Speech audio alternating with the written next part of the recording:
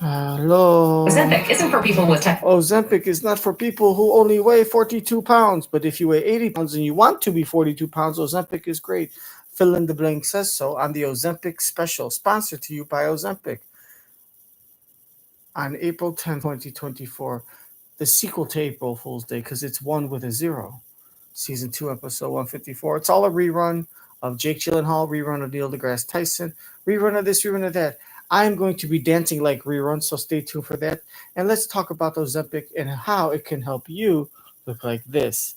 I used to be 872 pounds. Now I only weigh 400 pounds. I look skinnier because you cannot see my butt. Would you like to see my butt? Okay.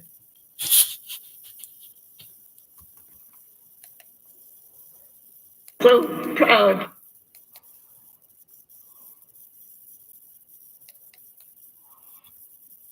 Rosie the Riveters of World War II.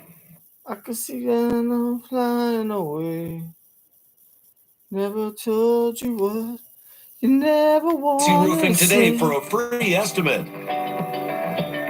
The NFL Draft, April 25th on ABC 7.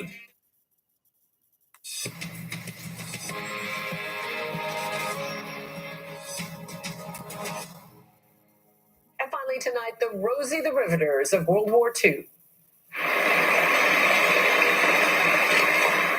Nearly 30 Rosies in total presented today with the Congressional Gold Medal, the highest civilian honor. The women now ranging from their 90s up to 107. They were housewives. They were mothers turned war heroes. Their hands-on labor on machinery and equipment supported the war effort.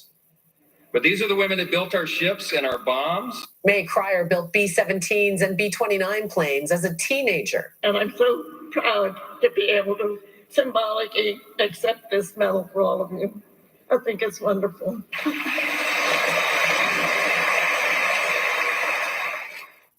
Brava, ladies. That's Nightline. You can watch all of our full episodes on Hulu. We'll see you right back here same time tomorrow. Thanks for staying up with us. Good night, America.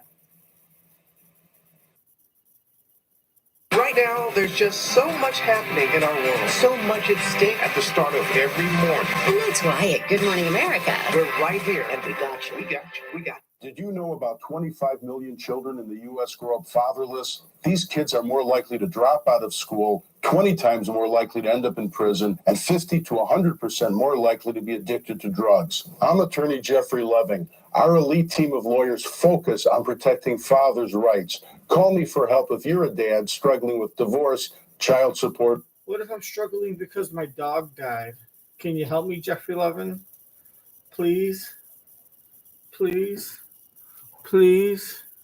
There's just so much happening in our world, so much at stake at the start. Please? Symbolically accept this medal for all of you. I think it's wonderful.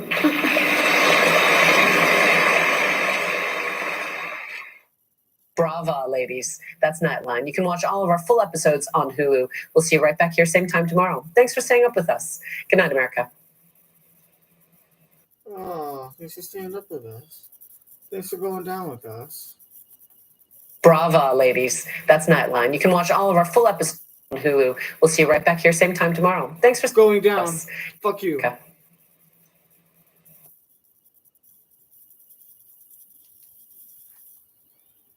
Brava, ladies. That's Nightline. You can watch all of our full episodes on Hulu. We'll see you right back here same time tomorrow. Thanks for staying up with us. Fuck you. Good night, America.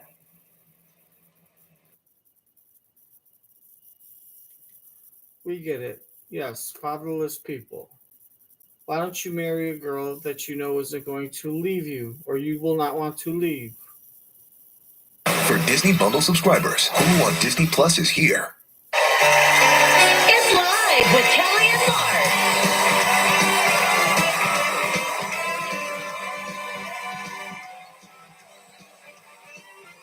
Today, big screen star Jake Gyllenhaal and astrophysicist Neil deGrasse Tyson.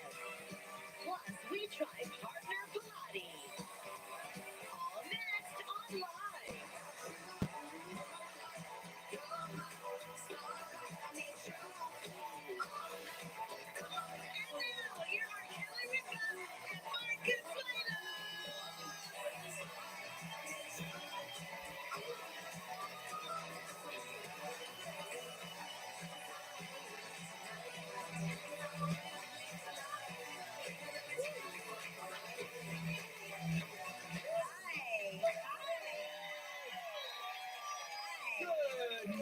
Wednesday, April 10th, 2024. 2024. Wow. So, you know, Tell me. I'm always talking about my exit strategy, my next steps, my side hustle, my alternate career, always looking for something new to try and explore. This TV thing can't last forever. Although I'm going to be a hooker and let little boys have sex with me for pennies and some bubble gum. challenging that theory. So the 10 most interesting jobs in America, you want to hear what they are? No. Number 1. You fucking waste our time. Actor. Nope.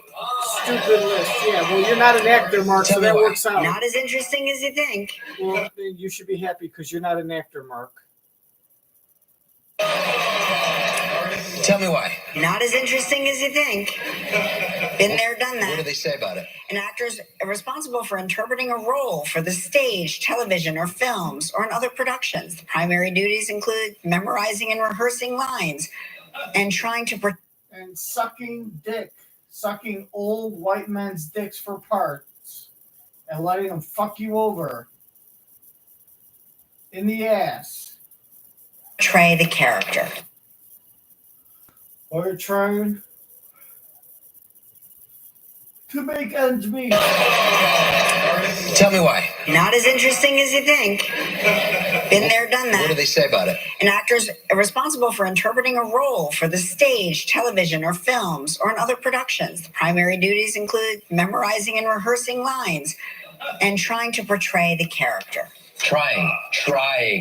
I gotta tell you, I love acting. I really do. I mean, it's what I love to do. But when they pay you, they don't pay to act. They pay.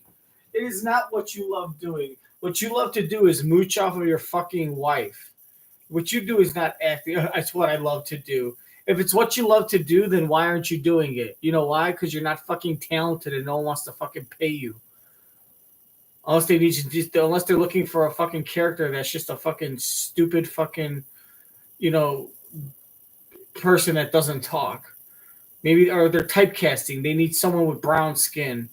Maybe, you know what I mean? Like, if you love doing it so much, then you should be getting a job doing it. If you can't get a job with your connections, with your connections, if you can't get a job acting and you love doing it, no. You know what you love doing? You love fucking taking advantage of weak people and trying to get as much as you can for doing as little possible work to deserve it. You fucking moochy fucking little Rising pussy. and rehearsing lines and trying to portray the character. Stupid, untalented little fucking cocksucker. You know it. You know you're a fucking pathetic fucking nothing. Memorizing and rehearsing lines and trying to portray the character. Trying. I gotta tell you, I love acting. I really do. I mean, it's what I love to do. But when they pay you, they don't pay you to act. They pay you to wait and not go crazy. You get very spoiled working here. This job is so different. Yes. You know, when as an actor, I would get picked up at 7:00 in the morning. Mm-hmm. And I know my brain does not have to be working until about 11 or 10:30. They pick you up. They ask you what you want for breakfast. They ask.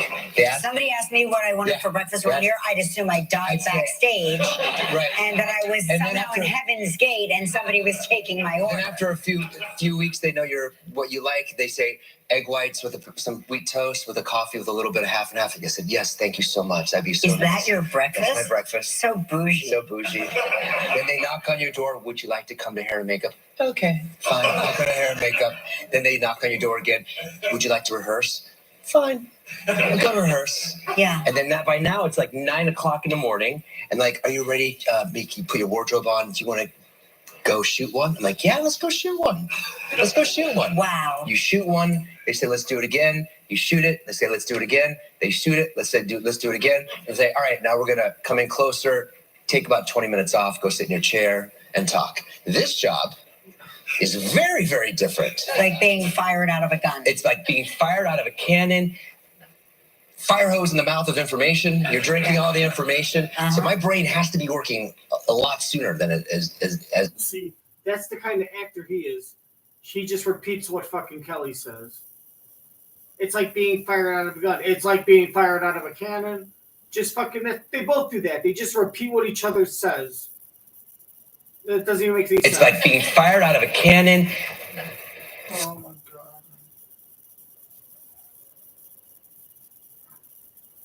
And say, all right, now we're going to come in closer, take about 20 minutes off, go sit in your chair and talk. This job is very, very different. Like being fired out of a gun. It's like being fired out of a cannon. Fire hose in the mouth of information. You're drinking all the information. So my brain has to be working a lot sooner than it is as it would as an actor. As they pay you as an actor to wait, they pay you as a talk show host to not use foul language on live TV. Yes. That's the whole So that payment. was number one. Actor. Number one. All right, what's number two? Number two, I believe I'd be good at this. Tour guide. You would. Yes.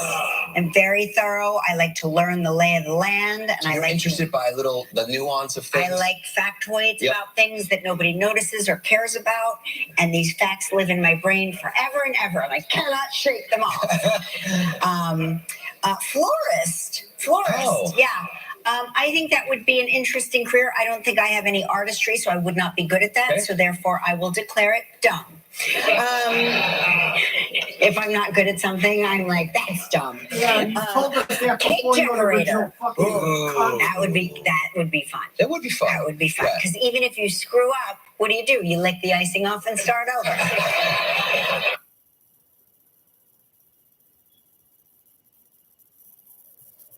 That would be fun. That would be fun. That would be fun. Yeah. Because even if you screw up,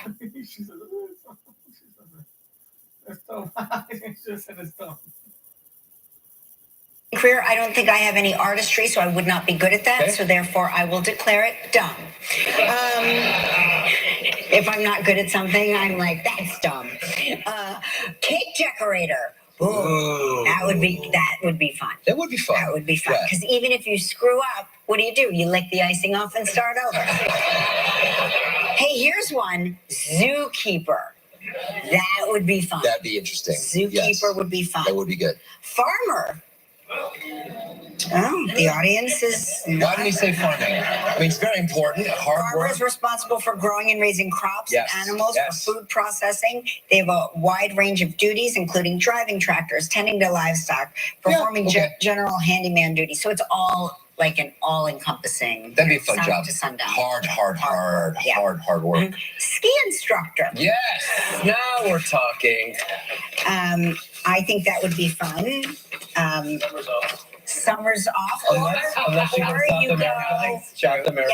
Yes, there are ski instructors that go around there always. Australia. They live in winter. That's right. They They mountain guide in the Yes. Oh, I would love. Yeah, I would love that. That'd be fun. That would be That'd fun. be really fun. Unless you're dealing like with somebody like It's me. like babysitting. Yes. Like my ski instructor babysits me. Yeah. Because I'm not a very good You skier, are. nor do I want to become one. I ski as an opportunity to go to open houses. So if I'm on the mountain Yeah. and there's an open house happening, On the trail. I peel off and I go to the open house. I want to go look at fancy real estate. And they have warm cocoa. They have hot marshmallow, cocoa, and warm sometimes they marshmallows. serve cheese and crackers. You get to learn the lay of the good brokers in any mountain town. Like for me, the mountain town experience is more learning who the good brokers are that serve hot cocoa and cheese and crackers Right. during open houses. And those are the homes that you go to while everybody else is skiing. Your favorite number reveals these personality traits. What's your favorite number? 13. All right. Let's Didn't see. see that coming, did you? And as my husband, you should have known that. There isn't 13 on I here. think it's 1 to 10. He doesn't fucking care. He doesn't care what your number is. All he cares is that you let him stick his wiener inside of you, and that you cook him food like his mommy did, and you fucking use your money to pay his way, and you give him work. That's all. The only reason he married to you, because you give him work, so you put money in his pocket. You let him put his wiener inside of you, and you cook for him like your mommy. That's all he fucking cares about. And sometimes he's not that fucking doesn't try that hard to hide the fact that he doesn't care what you. He doesn't care about remembering what you like to eat, what you like to drink, what your favorite this is, your favorite number. He doesn't make an effort to know because he doesn't give a fuck, and you know he doesn't give a fuck because all you want is fucking someone that makes other girls envious and makes you feel like you're a hot girl because you got some fucking dude with a fucking fake whitened teeth, a fake hair, a fucking low body fat, and fucking Botox and shit. Like you're such a fucking wannabe Barbie couple. And as long as you found a guy that's just as superficial as you, you don't feel bad about yourself, so you feel less guilty, and that's all you guys do, and you're codependent on each other, and it kind of makes you want to fucking barf all over your stupid fucking kids' fucking ugly asses. Okay, right? 1 to 10. I don't have okay, 5. I'm gonna use your favorite number. 5. What does it say about us? All right, it says that you're filled with a high level of. In fact, I'll give your kids props because they're smart enough to know to get the fuck as far away from you as possible. One thing they're good at, the only thing. There isn't 13 on here. I think it's 1 to 10. Like your favorite single-digit number? Oh, I don't know, 1. Personality traits. What's your favorite number? 13. Oh, all right. Didn't see that coming, did you? Lucky one. And as my husband, you should have known that. No, you should know. There isn't 13 on I here. think your wife looks like a fucking little 1 to 10. Give me 1 to 10. Right? 1 to 10. I don't have. You're so cute. Okay, 5. She's so fun. I'm going to use your favorite number. 5. What does it say about She's us? so All right, cute. it says funny. That you're filled with a high level of enthusiasm. Oh, yeah, that's Kelly. Excitement. Energy. Yes. You are always on the go. Yeah. Oh, yeah. Yes. You're a risk taker. Yes. You make spontaneous plans. Should we change our number? You She's so seldom funny. stay in one place for long. You constantly want to experience life and are on the lookout for what is next. You're an adventurer. You love your freedom and seek the thrill of life. Oh, God. Yeah, you can be in. You picked, lady, you picked a horrible number for us. All right, my favorite number. Yes. My number is 9. 9. 9. Okay. Yeah. Did you pick your number based on what this list says about you? No. I always loved the number 9. That was my number in soccer. That was on the back of my jersey. Always loved the number 9. All right. Okay. Go. You are charismatic. Oh. Compassionate. Oh, yeah. Confident. Friendly. Living in the present kind of individual. Yes. I think I do. You're full of gratitude in life. You are. Yes, I am. You are a humanitarian. You understand life and death. I do. You carry a deep affection for people and always open to helping people around you. Yes. Hey, you know how when Lena does our little dog Lena does her little cute little thing where she goes, shh. Yeah, she shakes. Yeah. She shake it off. It's called the somatic shaking. Yes, helps you get rid of your anxiety, and that's what dogs are doing. Huh. But they say it says it helps release trauma, stress, and anxiety. They say that humans can do it too. Oh, how do we do it? You shake like your dog. Each morning when you wake up or whenever you feel like it, you can do some somatic shaking practice. It helps you. So why don't we try it? Okay. As an audience? Yes, you too, sir. Yes, you too, sir. We're going to do it. As an audience, on the count of 3. Well, you know how your dog shakes, like they're getting water off them. Ready? 1, 2, 3. I feel amazing. But they can do it like they start like it goes all the way down their body into the, you know what I mean? Yeah. Like we all just did something really weird together. Better standing up. We have an exciting show today. Jake Gyllenhaal is here, everybody. We also have one of your favorites, deGrasse Tyson. He's here.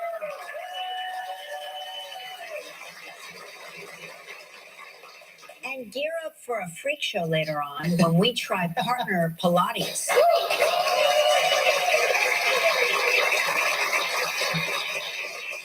I think think it sounds as weird as it is, but we're going to do it. All right, are you all ready to play the game? You know the time. It's time to play.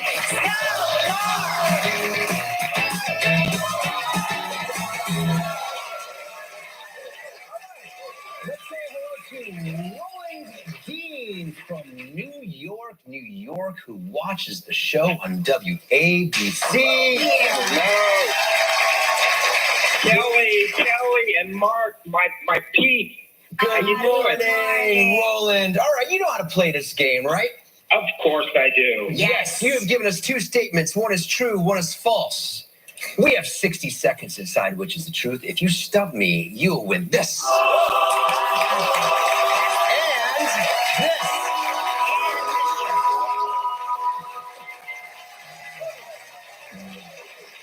Alrighty. Roland is a hometown guy. You He should is. want him to win this. Yes, absolutely. All right. Absolutely. Yeah, we might run into each other on the street. Exactly. Well, and really briefly, Kelly, we go way back. I worked an old episode of Hope and Faith. I think it was a Handsome Hal episode. No kidding. No kidding. Yeah. I think Mark might have been there that day, if I remember Maybe. correctly. I remember that episode. Handsome Hal. Yes. Gelman was Yes. there. Regis was there. With our beloved Regis. I know, yeah. Oh my gosh. Okay, here are your two statements. I visit Yosemite National Park every year. Every year. Yes. Or I took a cruise from Los Angeles to New York. Indeed. All right, so how did you get across? I think he found out on the internet there was a cruise from Los Angeles to New York that was possible, so he made that the lie. Maybe knowing that that Mark Googles these, gets these clues in advance and Googles them. So when he Googles it and sees Los Angeles to New York, that's a thing. Oh, well, that's the truth. Then he's going to think I'm going to think that's the lie, but I'm going to Google and I'm going to be smarter than him. I'll outsmart him because I'm an actor, and I'm going to fucking find out that that this is true, that this is something you can do, and so he'll think that that's so out of bounds, so obscure that that'll be the lie, but I'll know it's the truth. And really, so Mark is going to think it's the truth because it doesn't seem realistic. But he's going to go on the internet and figure, this is how I increase my percentage by using the internet. So Mark is going to guess that it is the truth when the whole time that's what the guy wanted. The gay black man wanted was for him. Beautiful LGBTQ African-American man who is a queen and a king wanted him to think. He falls right into the trap. I predict Mark says that the Los Angeles to New York cruise is correct. And I'm going to say that it is incorrect. It is a lie, and that he visits Yosemite National Park every year. Wouldn't be surprised if he has family or a lover that he goes Brokeback Mountain with on a horse trail, and it's right around Yosemite. So I'm going to say that Yosemite National Park, that he visits Yosemite every year, is the truth. And I predict that Mark also is going to guess that visiting Yosemite is a lie, and we have different answers. I'm right, he's wrong. Let's find out. And he's only going to focus on the Yosemite question and not ignore New York. And ignore the cruise. Ignore the cruise from LA. He's not even going to address it. All right, so how did you get across? You started in Los Angeles and you went down the coast, and how did you cross? Panama? Yep. Through the Panama Canal, made stops along the way. Yeah. How long did that take? 2 months. That took 17 days. Okay. What cruise line was this? Let's see. That was Holland America. All right. And what was your favorite port of call? Probably. There were a lot of them. I'll tell you, it was probably in Costa Rica because we got to go up into the rainforest. That was beautiful. Amazing. All right. And was going through the Panama Canal pretty cool, or was it kind of like, Well, it was kind of, you go through the locks, but it was, it's definitely something that you should do to experience it. It's fascinating. Yeah, see, he's making it sound too obvious that this is the truth. The way he's making it sound, like, yeah, it was good, and then he's telling so much. He's making it sound like it's the truth. But if it's the truth, why would you help him and make it sound like the truth unless it's a lie? I think it's a lie. I think I'm right on this one. You should do to experience it. It's fascinating. when you're going through the locks and the ship moves up and then you come out on the Atlantic side. It's intriguing. I need like a Yosemite detail. What was the number one scariest thing you saw? Oh, probably we took a mule ride up to Yosemite Falls, and actually standing at the cliff looking over the falls is pretty scary. Okay, I'm going to make my decision. I know what's true and what's false. Okay, Mark. I think you actually took that cruise from LA to New York. Darn it, Mark. Darn it.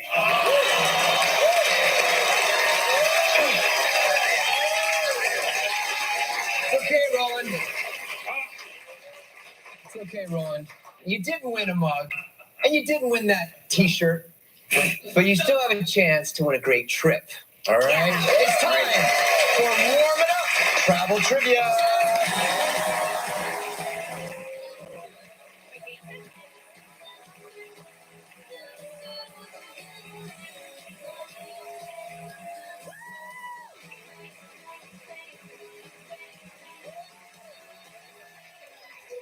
That's right. They're really starting to edit out the fucking length of the dances and everything because they talk so much. For Warm It Up Travel Trivia. Shut up. This is where you rate me on a scale of 1 to 100 as I imitate our dancer with the belly button.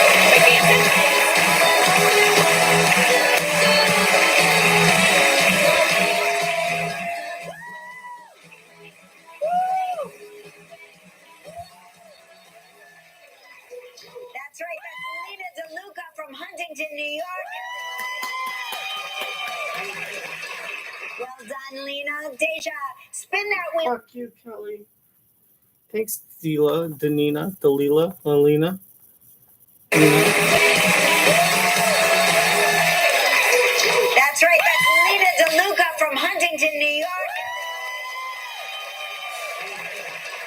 Well done, Lena. Deja, spin that wheel and see what Roland's playing for.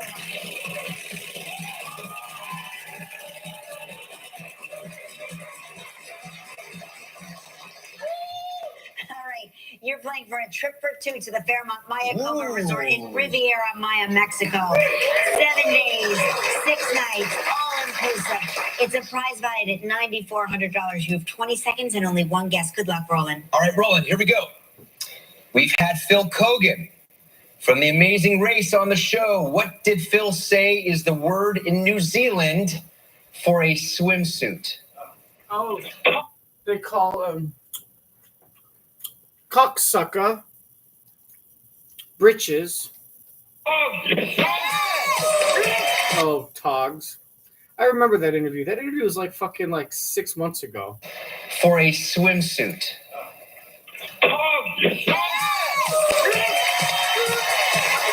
Congratulations! You and a guest will enjoy 7 days and 6 nights at the Fairmont Maya Cova Resort in Mexico. Capture the unique essence of the Riviera Maya. Fairmont Maya Cova blends effortlessly with its sleepy oceanfront setting. This AAA 5-diamond luxury resort showcases a thoughtful, casual elegance while providing genuine, exemplary service and distinct, locally inspired experiences. Your prize is valued at approximately $9,400. Congratulations. That looks like an amazing trip. Oh, God, I love you guys. Thank you. And you guys rock as hosts. You guys are the best. Thanks, Roland. Now you get to make the day of a lucky member of our studio audience who will receive a $500 Instacart gift card. So please pick a number between 1 and 115. Well, in the vein of we were talking about our favorite numbers, my favorite number is 7. number 4. 4. Hey, sexy. That's like a good guilt to get me up in the morning, if you know what I mean. We'll talk to you next time. Okay, I'll see you when we return. Still ahead on Live, Neil deGrasse Tyson, Kelly and Mark try partner Pilates, and coming up next, Jake Gyllenhaal. Was it Walt Disney World thrill film?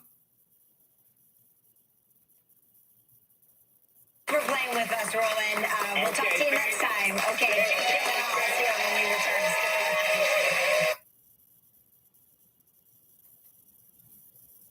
For playing with us, Roland. We'll talk to you next time. Okay. I'll see you when we return. Yep, through the Panama Canal. I'm gonna watch this. Probably promoting Roadhouse.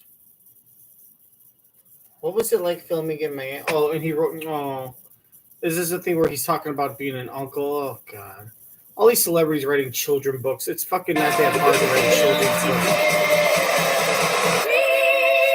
It's not that hard to write a children's book. If you actually are the one that writes it yourself, even if it takes you like fucking 6 months to write fucking like 20 sentences, and then you find an illustrator, and then you go over different samples, and you fucking say that one, and someone else really does all the hard labor for you. On Disney Plus, available with Disney Bundle. Plans starting at $9.99 a month. He's one of our favorite actors, and he's the favorite uncle of 2 special girls, and now he's written a sweet children's book about the art of uncleology. Please welcome Jake Gyllenhaal.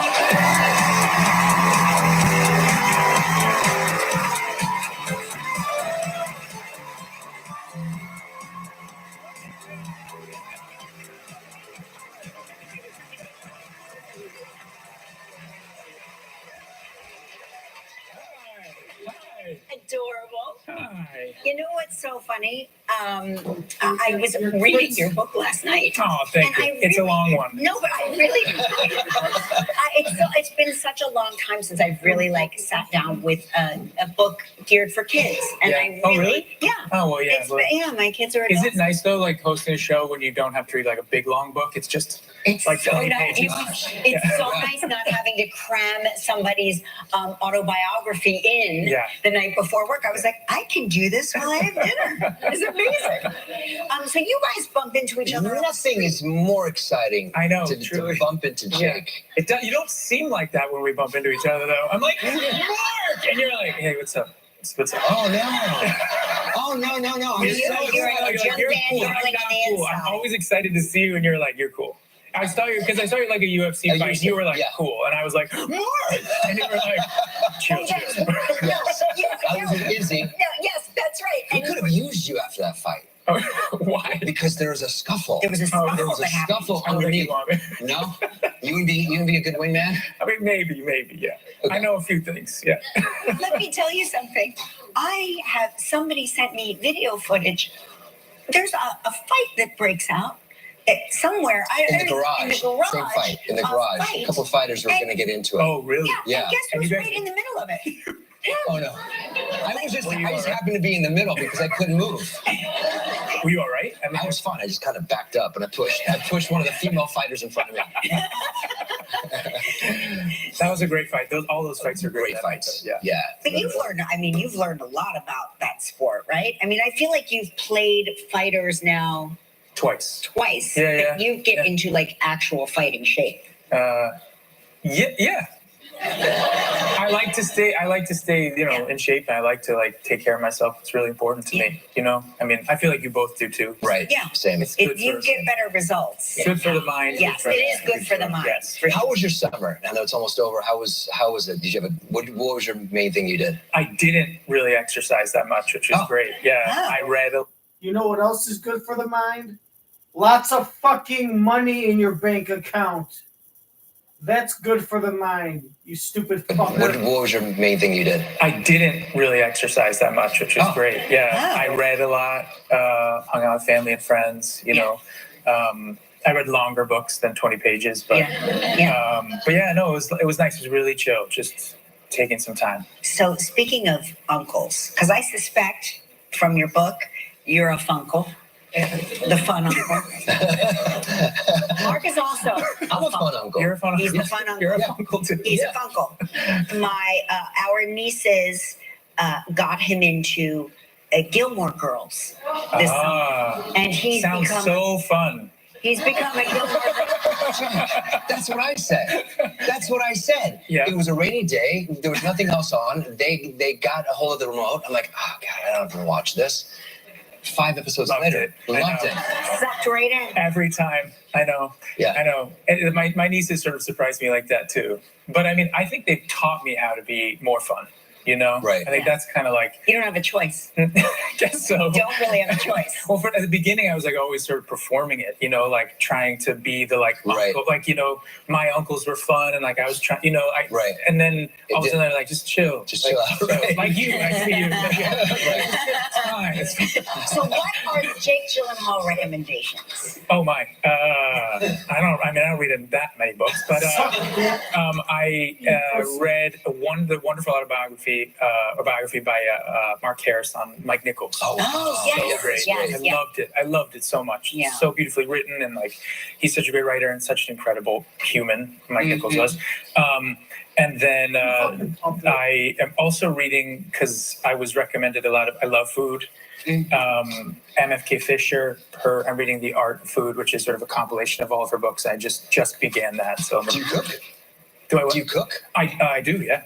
What's your go-to? What's your? I love fresh stuff and figure it out.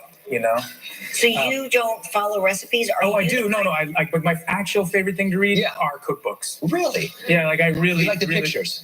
Yes. I like the pictures in the cookbooks.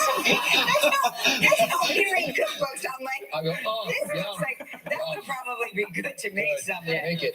You just like snap your finger at the picture, hoping it becomes real. Yeah. Hoping if we touch it, that what we make will actually look like. You come to the house, he's just licking the page, like hoping, like scratching and sniffing it. I just love cookbook. I just love looking at recipes, and I just love that. I always have. Does your sister? She's like a writer, a director. Do you ever talk about a collab? Yeah, of course. Yeah. No, I mean we're working on something that I'm producing that she's written, and we definitely do. I mean, I would love to work with Do you my have a good shorthand with each other, or are you siblings that fight? Well, we did. We don't really anymore at all. I mean, I think like as you get older, your relationship really can deepen, and that's a choice. And we've worked really hard at that, and we love each other so much. And so, for the two of us, it's really about that relationship first and foremost, and then obviously work. But you know, she tries to in her work really get to the truth of things, and she knows that I can see that and call her out. You know, much like you guys and your host of the show. And so, you know, I think she comes to me for those things, you know, but I would love to work with her. The Secret Society of Aunts and Uncles is the book. It's a great read. Tell me about the inspiration. Is it just basically your relationship with your nieces? Yeah, I mean, my best friend and we always kind of come up with ideas together, and we thought one day we were like, oh, a children's book could be sort of a very difficult thing to do and interesting, and so we started thinking about ideas, and then we came up with this idea, and yeah, I mean, it's really kind of it's really an expression of love to them, for me, you know. It's about,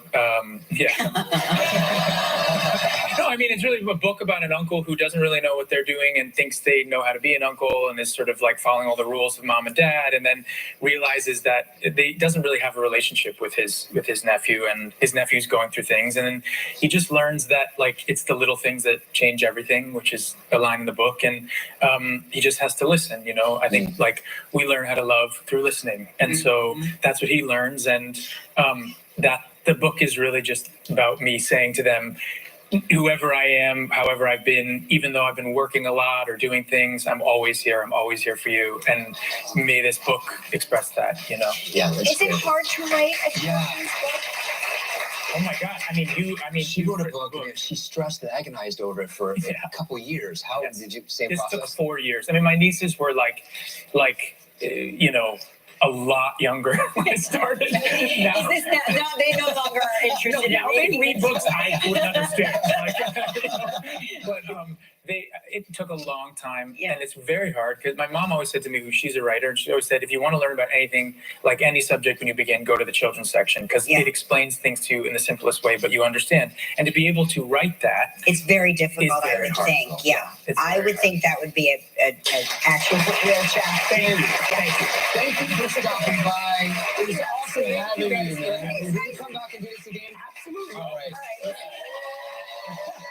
The Secret Society of Aunts and Uncles is available now where the books are sold.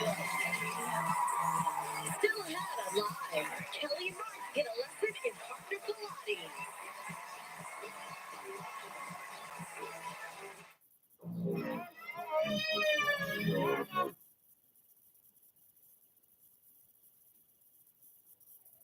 when I started. Now. Is this that? No,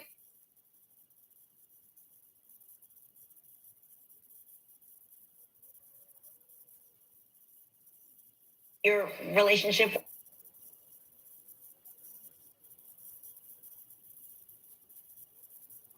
Your relationship really can deepen, and that's a choice, and we worked really hard at that, and we love each other so much, and so for the two of us it's really about that relationship first and foremost, and then obviously work. But she tries to in her work really get to the truth of things, and she knows that I can see that and call her out, much like you guys and your host of the show.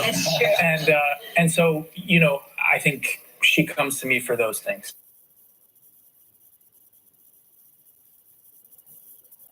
The truth of things, and she knows that I can see that and call her out, much like you guys and your host of the show. Tries to in her work really get to the truth of things, and she knows that I can see that and call her out, much like you guys and your host of the show. And so I think she comes to me for those things, but I would love to work with her. The Secret Society of Aunts and Uncles. Of cosmic discovery. Saturday, June 1st at Montrose Harbor. Run or walk to help us find a cure for leukemia. Sign up today at Gibbons5K.com. All right, here comes everyone's favorite astrophysicist. He's also a best-selling author, and his new book is called To Infinity and Beyond, a journey of cosmic discovery. Please welcome Neil deGrasse Tyson.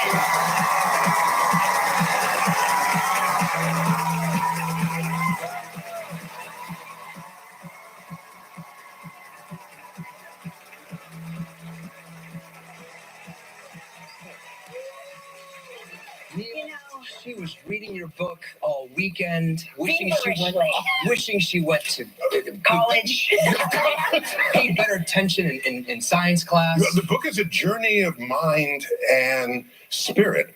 I mean, just think about, we're all here on Earth, and yeah, we've been to the moon, but go back a few hundred years. How would you imagine getting to the moon or anywhere off the surface of the Earth? Well, here's how I would imagine it. I would have you as my wingman. You are a native New Yorker. Is that correct? Yes. I'm assuming a Yankees fan? I was born in the Bronx. The So Bronx. what else would I be? I but just a wanted Yankee to fan? verify that. Yes. What's your favorite place in the city? Favorite place? I like Central Park at dusk. Yes. Because what happens is the sun is gone, but there's still twilight. Yeah. Behind the buildings. Yes. Yet in front of the buildings are trees and grass. So I'm an urban astrophysicist. So for me, in Central Park, it's the juxtaposition of nature, civilization, and the universe. And that, for me, is everything. There it is. I'm good. We heard that you coined the phrase Manhattan Hedge. Yes, you did. Yeah, because I visited Stonehenge when I was a kid. Okay. I'm sure Neil deGrasse Tyson needed Mark Consuelos, the failed actor, with an IQ of 62 there it is. to finish his sentence for him. Do you think we're going to think you're smarter because you finished his sentence for him? Or are you just an annoying fucking little prick? And the universe. And that, for me, is everything. There it is. I'm good. We heard that you coined the phrase Manhattan Hedge. Yes, you did. Yeah, because I visited Stonehenge when I was a kid. Okay. When I was 14, I was on an expedition, actually. And So I was like, there was archaeologists. I was one of the astro folk because I knew enough at that time to be useful to an expedition. And so I said, Stonehenge, why should the ancient people have these alignments with the sky? Why can't we get some of that too? Yeah. So I came back to New York and I went to Central Park. Is there no line? Because Stonehenge, on the solstice, there's a sun aligns with the stones. And I said, there's surely a building that'll align with the sky. And I looked in the Central Park and I couldn't land on one. I said, I got to just go do the fallback, which is the grid of Manhattan aligns with the setting sun. Oh, there's the image. That's my first ever photo. That's your first ever it's my photo. And once I published that photo and gave the dates when that happens, where the sun sets exactly on the Manhattan grid, now tens of thousands of people flood the streets. And finally, this is one of them right here. Finally, we can block traffic for reasons other than Con Ed digging holes. Yes, and I've got to tell you. So when I talk about Manhattan Henge here.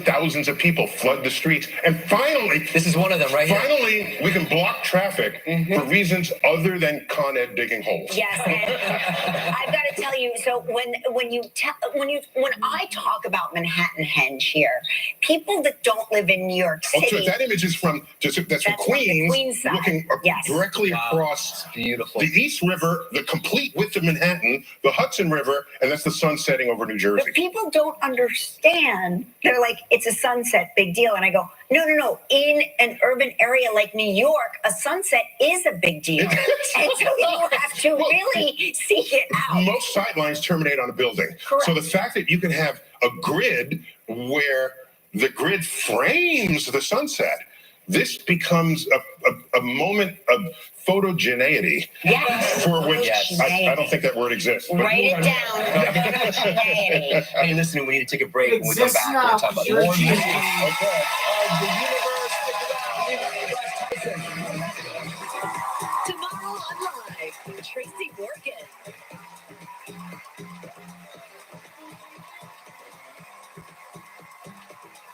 What does it take?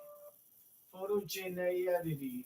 It's a word now because you're a genius. Welcome to It's a Big Deal. We're so glad you're with us. So scan that QR code and let's get to shopping. Danny, we're saving the planet. And we're saving money. What could be better, right? We're going to start first with the Gun Sustainably Soft Plush. We are. Sam's been snuggling these all morning long, and it proves that, yes, they are good for all ages. But Machine not just that. washable, travel friendly. 100% recycled materials, made from 100% recyclable. And they are so cuddly. They will So grow sweet. with your child. family. Impossible to find. H2O. It sells itself, but think of all of the plastic bottles that you are saving when you can refill this, I right? want you to get out of plastic bottles and get into something that is constructed of 90% recycled BPA-free stainless steel, and this is. Dishwasher safe, and it really does sell itself. Everyone's looking for a Stanley, so just the fact that we have it in stock, it means you want to scan that QR code, And right? Danny, you know, hot things should be hot, and cold things should be cold. We're going to be wrestling for that when we're done with this. All right, when you think about composting, it's usually messy. Even this is a rerun.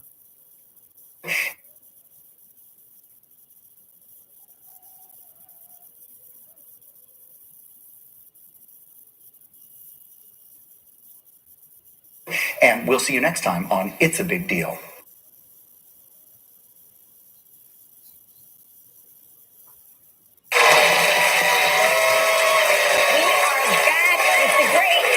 deGrasse Tyson, his new book is titled To Infinity and Beyond, A Journey of Cosmic Discovery. It's really an extraordinary book, and I thank you. so enjoyed it. In collaboration with National Geographic Books, so Yeah. you know the book is going to be pretty. Okay? Yeah, it actually is gorgeous. It is a gorgeous. You'll touch it long, and then you open it. It does feel. It feels like you want to just wear it. I've got to tell you, I now have this urge to say to you, I feel the need for acceleration. Oh, yeah. So wait. So in the book, thank you for noticing that. We make a lot of reference to. By the book is inspired by my podcast, Star Talk, which has three strands. Oh, a couple of bands. Three strands. There's science, pop culture, and humor. Yes. And so it evokes these three. And what we found is that when you offer people science in that package, they come back for more. Yeah. So, and throughout, we make reference to pop culture, movies that get the science right, others that don't get the science right. Yes. But one of the mantras is from Top Gun, I feel the need for speed. Yeah. That's not what they feel the need for. No. You feel the need for. Okay? Because Earth is going 18 miles per second around the sun. You got speed. The sun is moving 150 miles per second around the galaxy. Right. We are rotating with the Earth 800 miles an hour. We got speed. What they really want is acceleration, a change in their speed. That's why they talk about the barrel rolls. Yes. It doesn't roll off the tongue. I know. I try.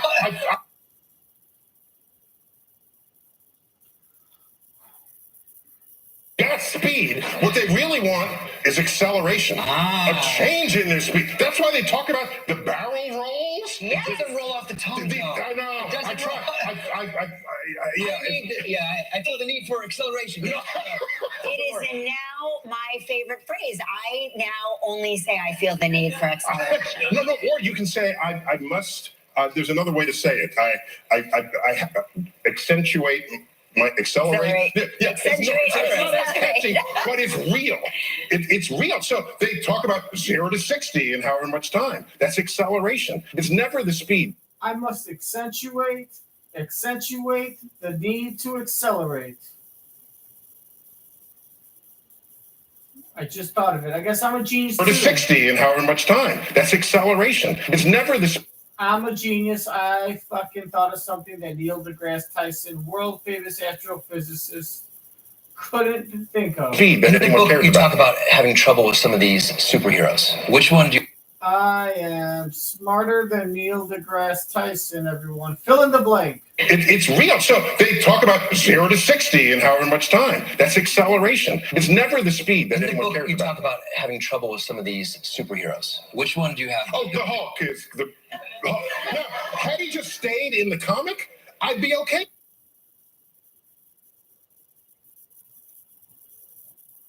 Now my favorite phrase. I now only say I feel the need for acceleration. No, or you can say I must. There's another way to say it. I accentuate my accelerate. Yeah, it's not as catchy, but it's real.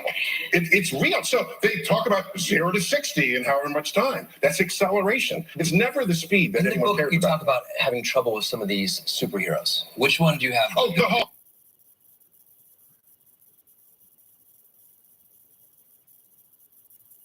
Right. Yeah, it's not as catchy, but it's real. It's real. So they talk about 0 to 60 in however much time. That's acceleration. It's never the speed that In the anyone book, cares you about. talk about having trouble with some of these superheroes. Which one do you?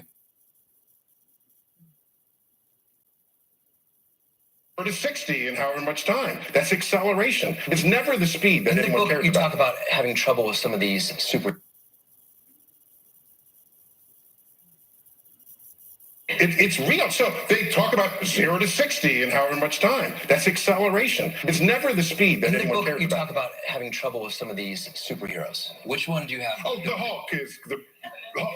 Now, had he just stayed in the comic, I'd be okay with it. Okay. But they try to put it in a live action. First of all, why is it that his shorts still fit him? Okay? What's up with that? Okay? Because we don't want to see what's underneath them. Because whatever it is, it's green. And you're good with Spider-Man? No.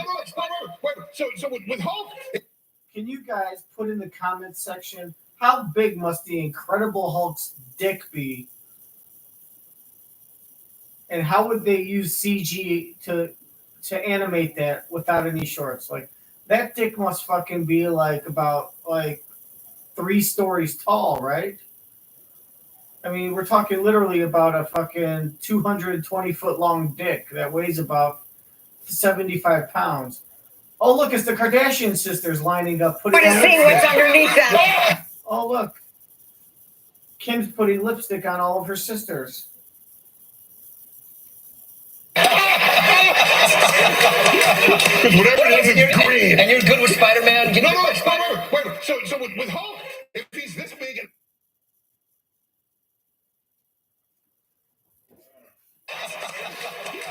because whatever it is, it's green. And you're good with Spider-Man? No. Wait. So with Hulk, if he's this big and then he's that big, where does he get the mass from? Because if he doesn't get the extra mass, he's just this big beach ball, right? Because he has to spread into that volume. But if you want to get the mass, you got to pull it from the energy around you. It equals MC squared. You lost He me. would suck all the energy. No, you'll get it. He would suck the energy out of all the counties surrounding him just to become that large. So I have issues with the Hulk. Thank you, Neil, so much. Listen, also, I want to point out, I know we've completely run out of time, but he also goes into Mercury in retrograde and all of this stuff. You really want to pick up this book. It drops To today. Infinity and Beyond, the journey of cosmic discovery is available everywhere. It boosts your soul. Thank you, Neil deGrasse Tyson. I love me some generation gap. Oh, thank you. Thanks a lot. Generation gap. I mean, we'll put you on. If you love watching our show from home, now's your chance to see it live and in person. Never even got a chance to get into Spider-Man. Oh my god.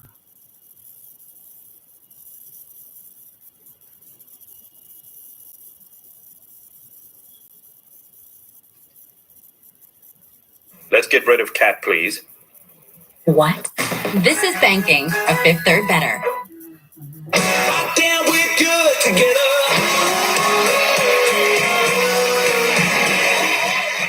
Welcome back. It's time to team up for fitness. Today we're taking on Partner Pilates with the CEO and founder of Lindy Well, Robin Long, and her unsuspecting husband, Matt. Hey, thanks for being here. Okay, what can you tell us about Partner Pilates? It sounds like a freak show to me. Okay, so we're going to do a workout that helps you get the benefits of Pilates. So core strength, balance, mobility. But we're going to add a little partner, which will also make it a little more fun and increase connection and trust. Okay, let's get started. Okay, so you're going to start back to back with your partner. So go ahead and stand. Standing back to back. There you go. And just take a moment to kind of align your spine, bring your heads back to touch, your chest is touching. Go ahead and place your hands on your chest. Take a nice big inhale. Feel your partner's ribs expand and exhale. Just a moment I feel like to connect. he's really leaning on me. I feel the same way. I feel as though you are putting undue stress on my body. One more breath, just like that. Again, we're just connecting so you're feeling where he's at today. And release. Good. Relax the arms. We're going to now turn to face each other. Reach your right arm out in front of you. Grab wrists. Same thing with the other.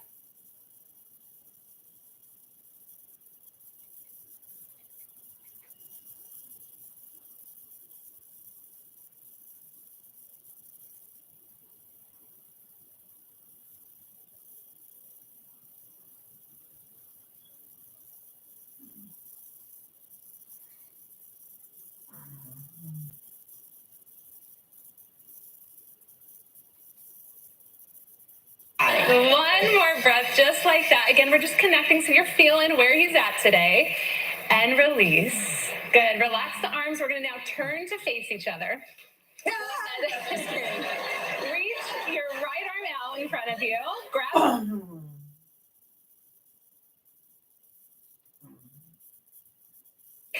And release. Good. Relax the arms. We're going to now turn to face each other. Reach your right arm out.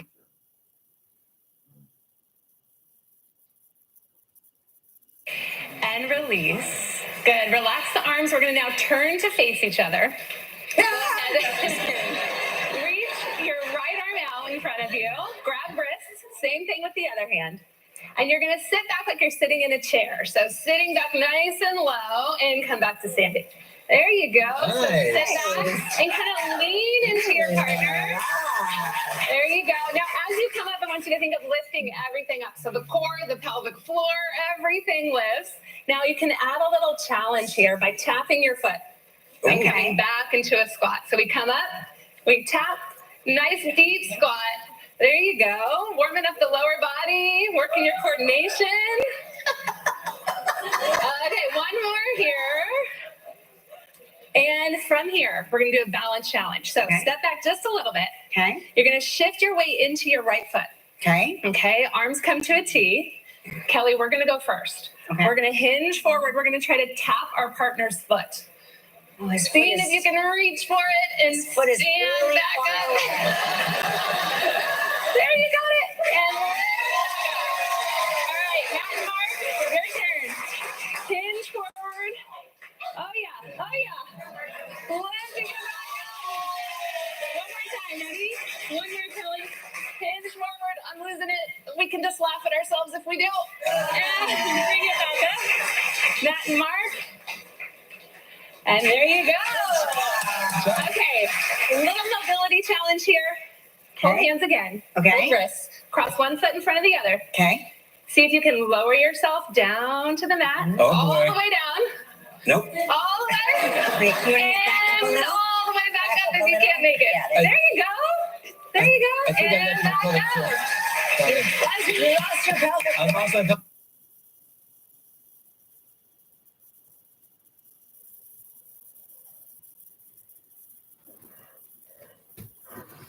If we do. And bring it back up. Matt and Mark. And there you go. Bullshit. He didn't touch the floor. Oh my god. If we do.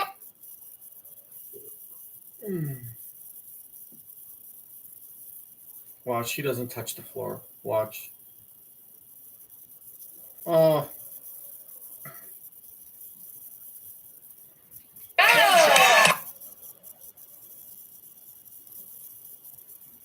No. Yeah, there you go. There you go. I think I And got my pelvic back floor. up.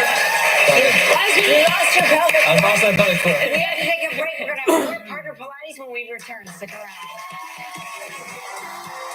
Tomorrow on Live, Josh Duhamel.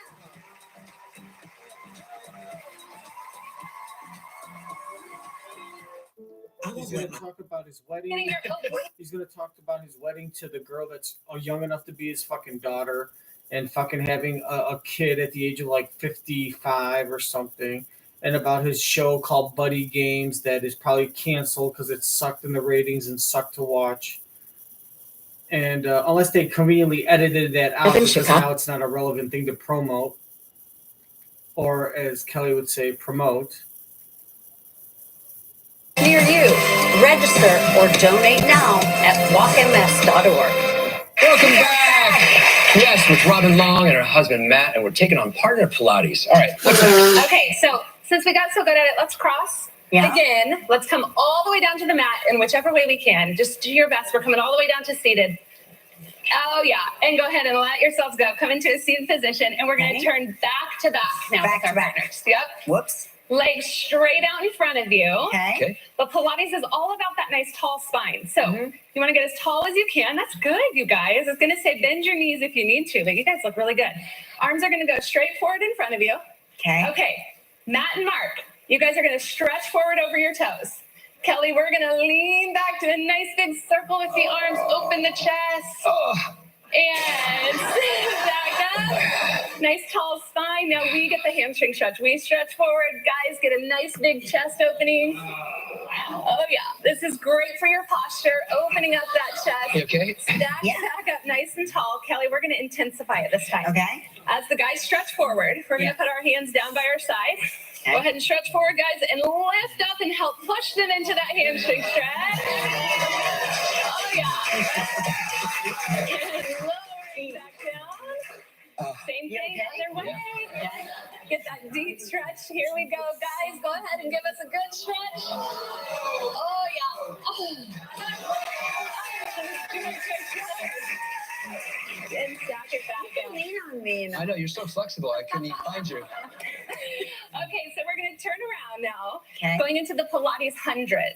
So this is a classic Pilates exercise. So you're going to face your partner. Okay. And you're going to kind of lay yourself back on the mat. So you want your feet towards each other, laying all the way back. Okay. And you're going to bend your knees and put your feet together. Oh, boy. There you go. So we're bringing that core in, and we're going to go ahead and reach the arms towards the sky. Take an inhale, exhale, curl your head, neck, and chest up, and try to reach for your partner's fingertips. There you go. Hold it nice and high. And you're going the arms. Inhale for 5 and exhale for 5. So we would normally go for 100, but we're going to pause. Robin, is it disturbing to you that Gelman is standing and doing this with us? I find it very upsetting. Okay, now try to reach and touch your partner's fingertips on one side. Oh, good luck. And switch the other way. So here you're getting your oblique muscles. There you go. Can you feel your obliques kicking in there? Yes. Stay up nice and high on those shoulders. Let's just go 2 more times. Ready? Oh, man, stop. Reach and reach, and then just hug your knees in towards your chest. Nicely done. And you did it. Partner Pilates. That was fun. I'm not going to lie. That was fun. We're definitely going to try that at home. Thank you, Robin. Thank you, Matt. Thanks again for being here. We'll be right back. You're not going to try that at home.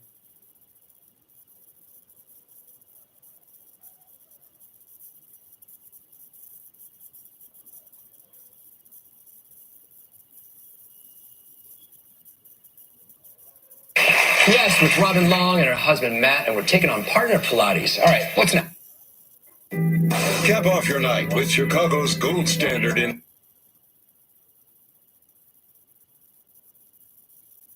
place.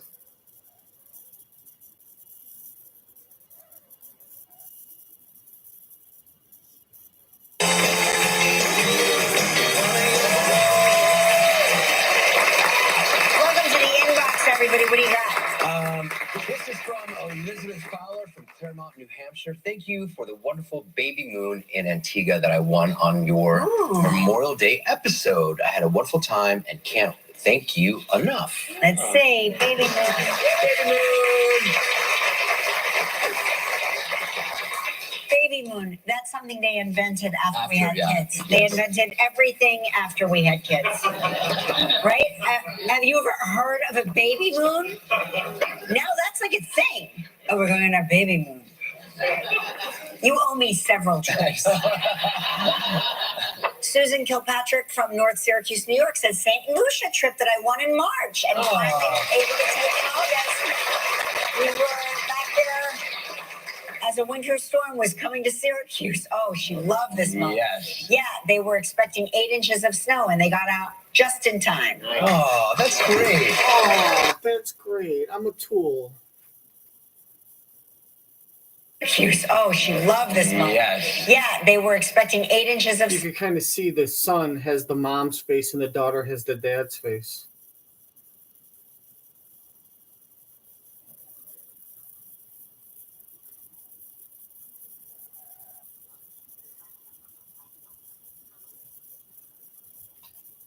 snow and they got out just in time. Oh, that's great. Victoria Mildenberger from Vancouver, Washington. My Aunt Nancy and I had a blast in Belize. Thank you for the trip. I like the alliteration there. A blast in Belize. Yes, blast in Belize. Oh, that sounds really fancy to me because I'm a stupid. For the trip. I like the alliteration there. A blast up my ass. I like the alliteration. A jizz in my spiz. Victoria Mildenberger from Vancouver, Washington. My Aunt Nancy and I had a blast in Belize. Thank you for the trip. That ain't your aunt. That ain't your motherfucking aunt at all. That is your secret lover. It's very obvious you two both are part of the alphabet community, and there's nothing wrong with that. But that ain't your motherfucking aunt. She looks nothing like you. That is your fucking girlfriend, soon-to-be wife, that your parents think is your best friend from college. Your roommate. The alliteration there. A blast in Belize. Ooh, a jizz in my fizz. We'll be right back. Live will return in a moment. The jizz in my biz. Ooh. A blast in Belize. Yes. We'll be right back. Live will return in a moment. Closed captioning brought to you by Macy's and Lola Consuelos. When you need a blowjob and you're tight on cash, come to Lola's, where you can get a BJ and a sandwich, all for less than $10. Now you see it, now you don't. With Sono Bello, you choose. By the way, this is all just an auditioned role. This is part of a string of audition videos for an agent to play in a R-rated comedy produced by someone I will not mention because they have asked politely that I don't mention their name or their company. Where to remove fat, and we remove it. None of this is permanently. real. Free information at sonobello.com. Just like Sono Bello. Don't forget on tomorrow's show, Tracy Morgan will be here. We also have Josh Duhamel. And Mark takes us on a tour of his favorite New York spots. You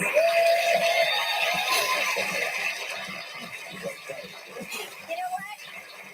I've always wanted to know where you went after work, and now I'm going to find out. I'm very excited. You know these places. All right, thanks for joining us, everybody. We'll see you tomorrow.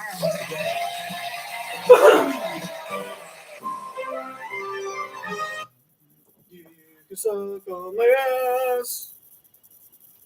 Stop waving. Look at his little fucking. See you tomorrow. Look at his finger. Look, this is back when he had his fucking finger, when his hangnail or his fucking nail. Remember, he fucking got his nail ripped off, and he had his fucking tape, and he had like went to the doctor 3 or 4 times and had to go through several procedures to fucking for his nail. That's how fucking long ago this episode was, when he fucking had his nail fucking I always hurt. wanted to know where you went after work, and now I'm going to find out. I'm very excited. You know these places. All right, thanks for joining us, everybody. We'll see you tomorrow. There you go. That shows how long these fucking shows are reruns. These clips that they take from different episodes. That is back when his fucking nail. He's talking about his nail had fucking fallen off, or they had to rip it off, or he fucking broke his finger, or he bent his finger. All this shit. Shit that I would just fucking like put my hand in some Epsom salt and some warm water and then wrap up my fingers in some duct tape or some masking tape. This guy fucking spends like fucking, fucking pays a deductible to his insurance for a fucking like $7,000 bill from the doctor to fucking like put tape and fucking like some medicine on his finger to go through this whole fucking process to make sure his finger heals perfectly. Suck a dick. Yeah.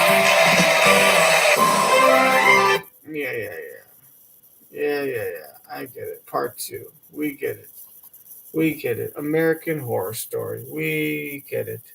Kim Kardashian's a terrible actress.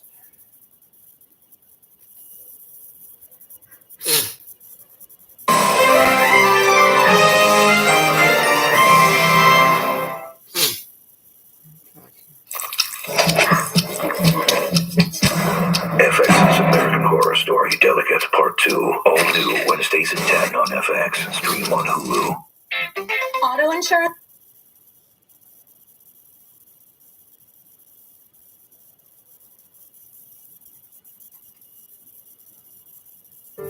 Wake up with Val Warner on ABC7 Eyewitness News this morning. I'm going to pass.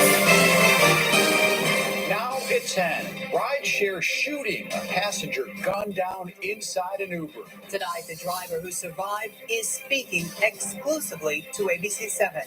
Safety concerns over a game being played by high school seniors nationwide. The trend causing panic and nearly leading to tragedy in the suburbs. Somebody who has a concealed carry holder had started to go towards his weapon. Tracking our next storm system. I think I went to high school with that girl. Somebody who has a concealed carry holder had started to go towards his weapon.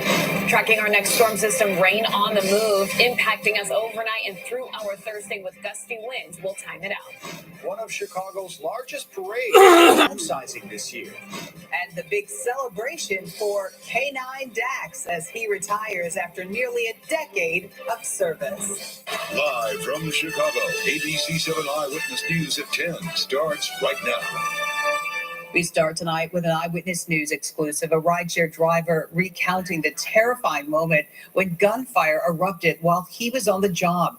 The shooting killing his passenger in the back seat. This happened overnight near 71st and Stewart in this city's Inglewood neighborhood. The driver also has minor injuries, is now calling on Uber to put more safety protocols into place. ABC7's Mayor Well, what the fuck do you want Uber to do now? You want Uber to fucking pay money out of their pocket to fucking supply all of their drivers' cars with bulletproof glass? So if I want to be an Uber driver, I sign up to be an Uber driver, and part of my package, like, so what Uber driver, then once I sign up, Uber will provide me with a fucking bulletproof glass car, like my own personal vehicle, complete with like, you know, impenetrable metal and bulletproof glass, and or what? Like, what are you looking? I don't understand.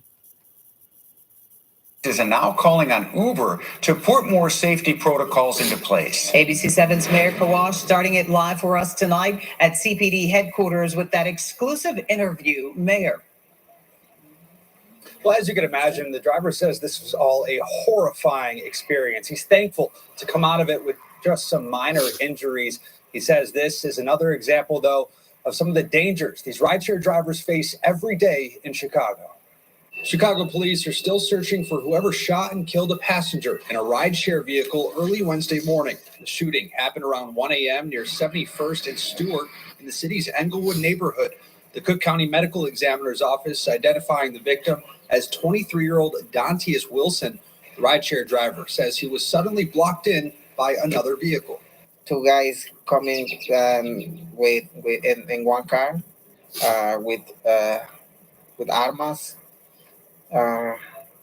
Me and another guy, passenger. The driver did not want to be identified and spoke with us in Spanish for the rest of the interview. After his passenger was shot in the back seat, the driver drove a few blocks away and hid from the suspects before calling police. Caller safety driver, unknown person just shot up his car. He believes the passenger is deceased inside of his car. Caller is hiding. Caller is driving a dark gray Honda sedan. You can see the car now riddled with bullets, its windows shattered.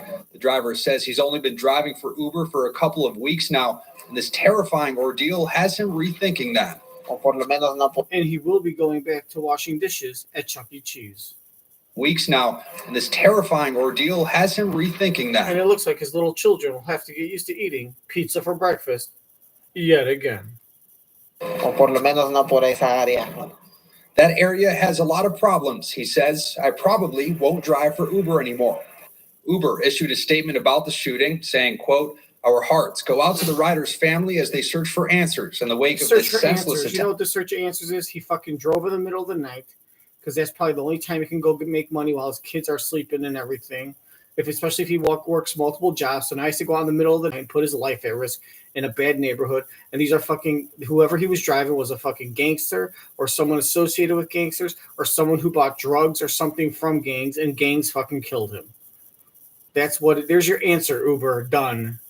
Rider's family as they search for answers in the wake of this senseless attack. We've spoken with the driver to check in on his well-being, and we're prepared to support law enforcement however we can as their investigation continues. The driver is now urging Uber to increase its safety protocols for its employees. Yo creo que poner cámaras en los carros. He tells us, I want them to add cameras to the cars. If the cars had cameras, then we could at least see who did this.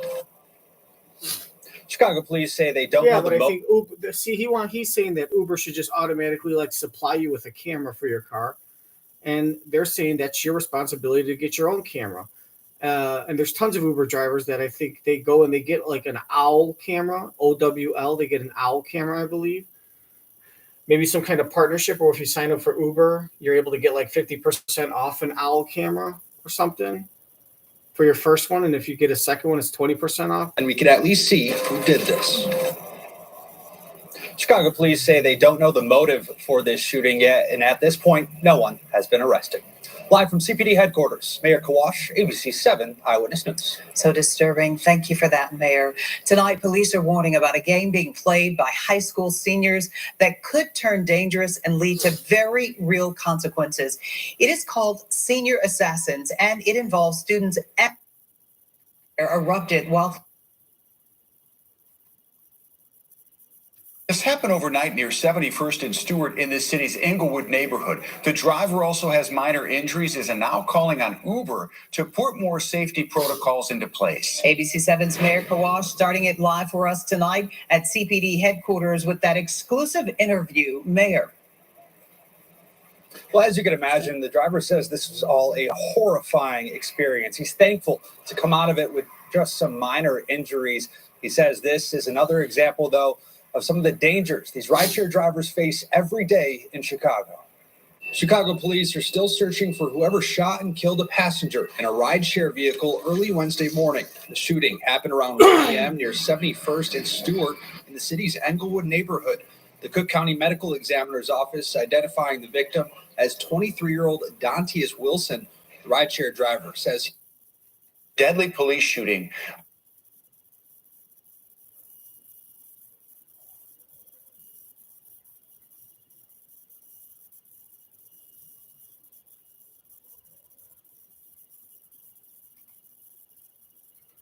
Long found.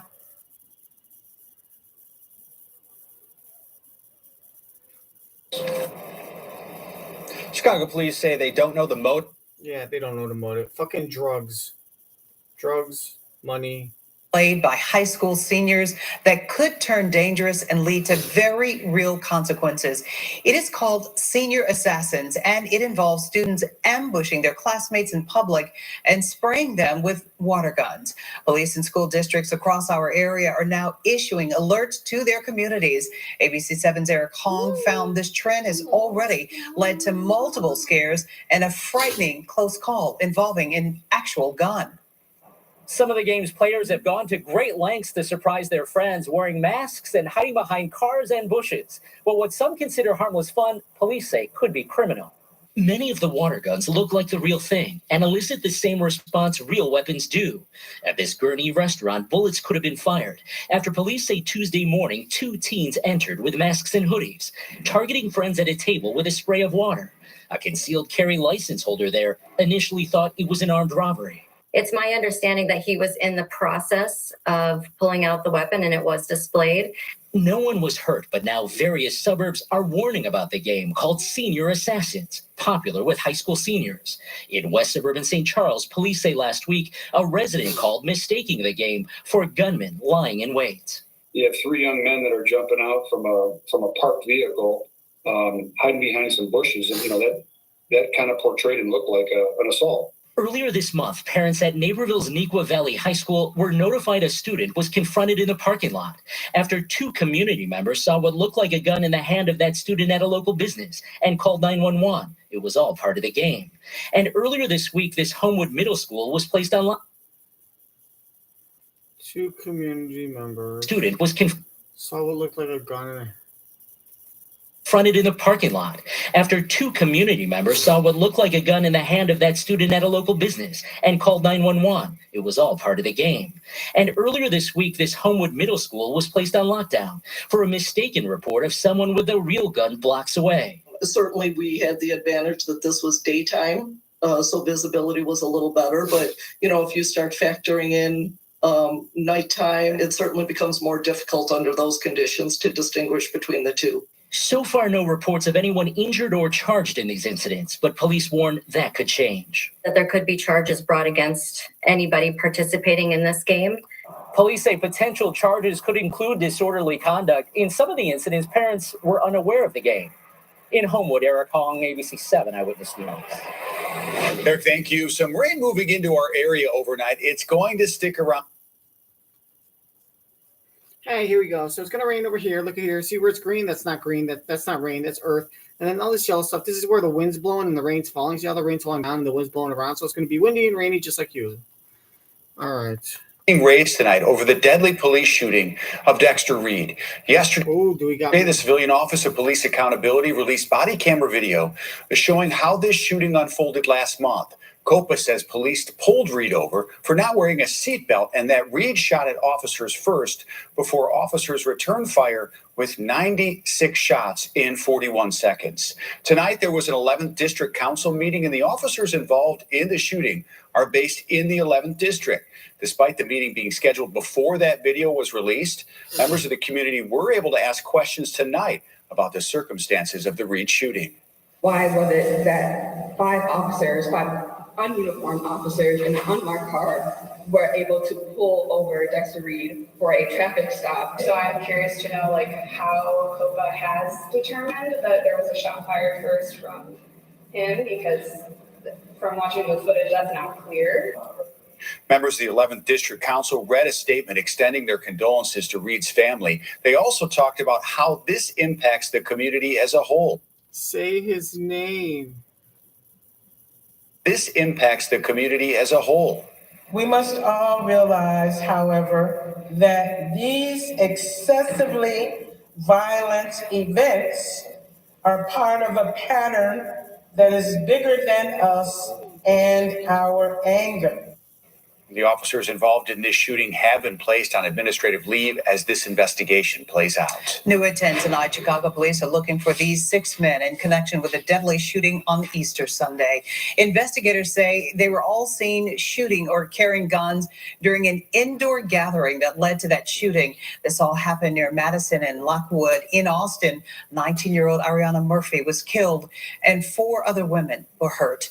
Charges have been filed in the crash that killed the U.S. Marine who was changing a tire on the side of the road on I-55. Octavio Chavez, now charged with aggravated DUI. Investigators say his pickup truck veered onto the shoulder of I-55 near Cicero on Sunday night, hitting Nicholas Hutto. The 28-year-old Marine sergeant served 4 tours in the Middle East and was weeks away from proposing to his girlfriend.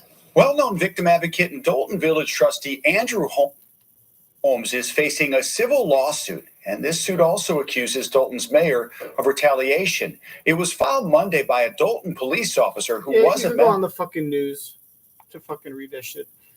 Kelly and Mark, fucking season 2.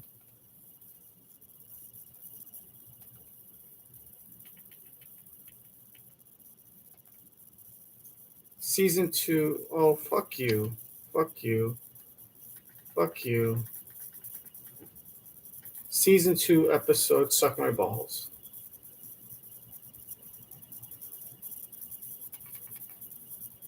Season 2 episode 154 from fucking April 10th in the books. Eat my ass, suck my cock.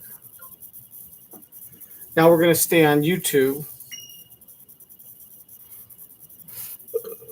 to do, because I forgot to go back because of time constraints.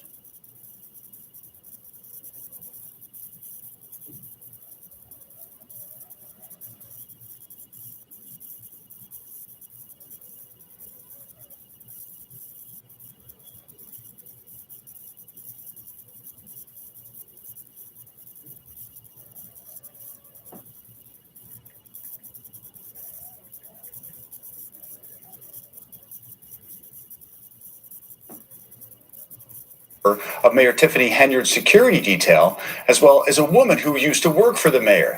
The woman claims Holmes sexually assaulted her, and we're not reporting the woman's name because of the nature of these allegations. The complaint says the alleged assault happened last May during a trip to Las Vegas, and the lawsuit alleges that Holmes called Officer Byron Miles while on that trip and described his sexual exploits. The suit also claims the alleged victim was later let go by the village of Dalton, and that Officer Miles was removed from the mayor's security detail. We tried reaching out to Holmes for comment, but we have not heard back. A spokesperson for Mayor Henyard said they couldn't comment on a pending investigation and referred us to a statement issued a few weeks ago. It says in part, quote, "Unfortunately, this is nothing more than 2 disgruntled village employees who are trying to make off with the taxpayers' hard-earned dollars." The University of Illinois is dropping its student misconduct investigation into basketball player Terrence Shannon Jr. after he was charged with rape in Kansas. His attorney telling ABC7 that the university closed the investigation due to insufficient evidence. Investigators say they didn't have access to the complete file from the police department in Lawrence, Kansas. That's where Shannon is accused of sexually assaulting a woman while he was there attending a football game in September. The criminal case against him in that state is continuing. He has denied any wrongdoing. Crews fought multiple brush fires. Is that Continue. Some girl, some guy, someone wanted to fuck, or someone who's going to be someone wanted to fuck a guy that wanted to be an NBA player, try to get a money grab. Because now when you're rich, you'll just get a settlement. But or they might just say, fuck you and have the money for a good lawyer. But if you're in college. Cloudy skies with rain to come, but it's not going to be a while. And you don't have the money for a good lawyer or something like that. Now the threat is that you won't even make the NBA. You'll never make any money. So now, like, I'm going to fucking tell the cops you raped me unless you pay me off something. Because now, if this goes through, you might not even get drafted. It's not like you're gonna lose like $5 million and still have 20 million or 30 million. you're gonna lose like only 200 grand, but you're not gonna have nothing left. You're not even gonna have $0 to make in the future. Cheryl, yep. Go ahead, Cheryl. You show them. You show them.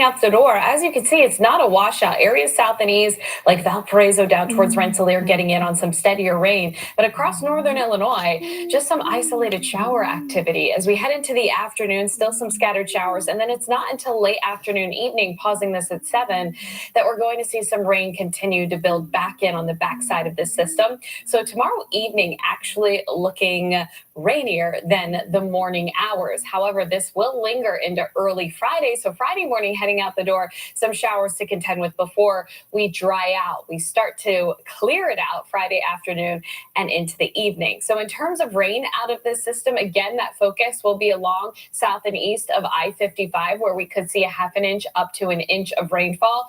Everyone up to the north, a few hundredths of an inch as of right now at best. And with this system as well, we're looking at some gusty winds. Tomorrow, winds up to about 15 to... Jesus Christ. How much fucking time do you need to fucking just explain the fucking weather? Look how long this fucking weather is. Jesus Christ. It's so... Like, no one gives a shit this one. What's the temperature going to be today? Moving forward. What's the temperature going to be tonight? What's the temperature going to be tomorrow? What's the temperature going to be later this week? I mean, Jesus Christ, you just spent 5 minutes describing the wind direction and the precipitation level over the course of a 500-mile radius, and how things are going to change and exactly the dewdrop. Like, no one gives a fuck. Its plans to play games on campus next year. I can't believe you just fucking spent 7 minutes on a fucking weather. It should take 30 seconds. The Northwestern football. Well, today we had a high of 62 and a low of 57. Tomorrow we expect temperatures to kind of bounce between as low as 53 in the morning, 71 possibly in the middle of the day. Here's our next temperatures prediction for the next 7 days. Probably going to rain a couple times. Light showers on Saturday. Go to the website for more. Done. For more info. Forward with its plans to play games on campus next year. Danger had never looked like this before. For more info, go to our website. If you want to know all the detailed stuff, go to our website where it's there for you. 70s. Can't wait for the weekend. What a waste of time. Northwestern football moving forward with What a its waste plans of time to force that information on people where 95% of your audience doesn't give a fuck. Next week, guys. Oh, we sure 70s. 90% of your audience does not give a shit about everything you just said. With 70-degree weather into next week, guys. Oh, we sure 70s. Can't wait for the weekend.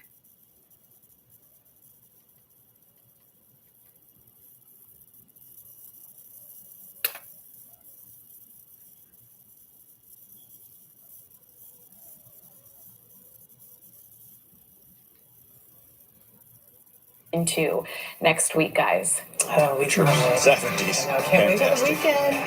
The Northwestern football moving forward with its plans to play games on campus next year. Danger had never looked like this before. This girl's been missing for 3 days. Can you keep a secret? Take me under the bridge. Corendia presents the ABCs of CKD. C is for chronic, because chronic kidney disease and type 2 diabetes can... And chronic is what you smoke to get high as a motherfucker. All right, so on fucking the episode on the fucking YouTube episode for April 9th, episode 153, with Amanda Seyfried from April 9th, I fucking recorded the whole monologue, and then the channel wasn't kicking in, so I had to refresh, and I didn't want to go back and start over, so I was going to put the beginning at the end, but I forgot. So here's the beginning to last episode for all of you who have been complaining that I skipped it. Well, I went and got it for you because that's how much I love you. On this little fucking...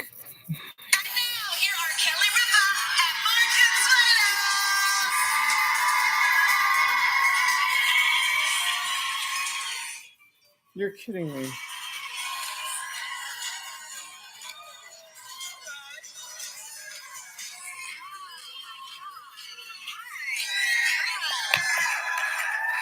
Huh?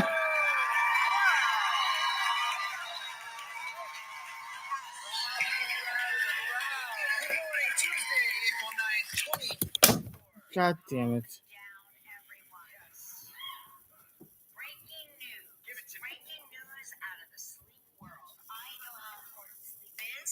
I've covered this many times on the show. I am not a morning person, and yet here I am. But there's a sleep survey that. And now, here are Kelly Ripa and Mark Consuelo.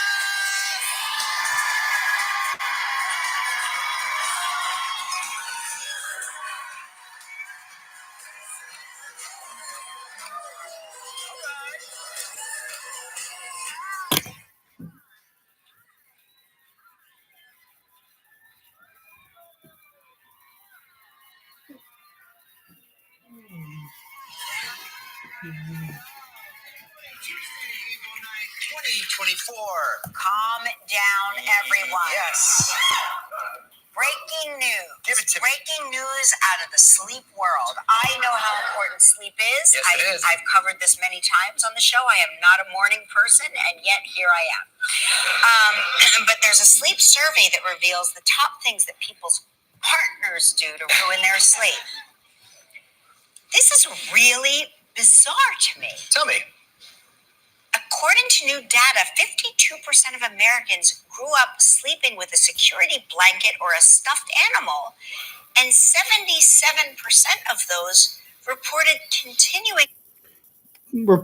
cutting a hole in it to be cutting a hole in the butt area or in between the legs to simulate a vagina so they could have sex with it in the middle of the night. Interesting, Mark. do so even when sharing a bed with a partner. What would you have done if I said, "Hey, Kel, this is gonna be an amazing night. Come over to my place. Meet Pepe." Meet Pepe and Pepito. These are my dudes. What would you have done? What are they? What are your dudes? I don't know. Mouse. A mouse? Mouse and a crocodile. A mouse and a crocodile. Mouse and a crocodile. Fascinating animal choices. Yeah. What would you have done? I don't know. Go. I don't know. I cannot imagine that. It's like literally my brain won't allow me to imagine you. Because I sleep next to your stuffed animals.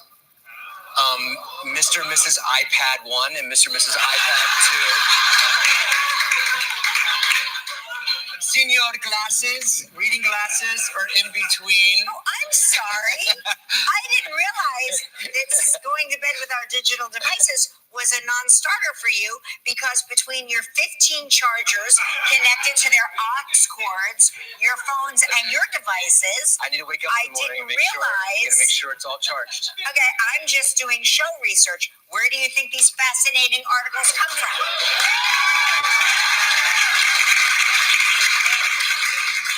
I remember one morning there was a In stack. fairness, they came from Christine. There was a stack of iPads, and just to be funny, I crawled under the iPads to make it over. Hi, good morning.